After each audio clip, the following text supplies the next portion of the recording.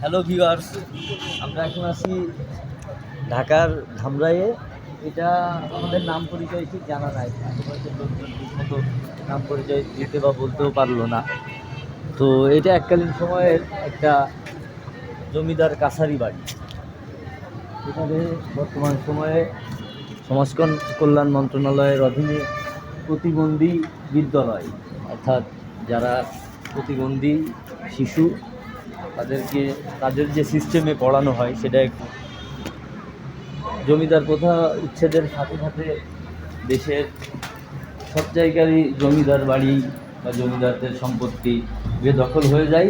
তো কিছু কিছু সরকারিভাবে সরকারি অনুদানে বিভিন্ন শিক্ষা প্রতিষ্ঠান অথবা বিভিন্ন সংস্কৃতির প্রতিষ্ঠান এগুলাতে রূপান্তরিত করা হয়, এটাও তার মধ্যে একটা।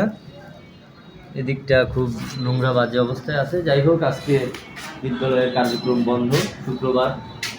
এখন পর্যন্ত এখানে স্থানীয় লোকজনের সাথে কথা বলে জানা গেল এখন পর্যন্ত এখানে শিক্ষাদান কর্মসূচি চলে বা চালু আছে। এটা একটা মহৎ উদ্যোগ, এটা ভালো লাগলো।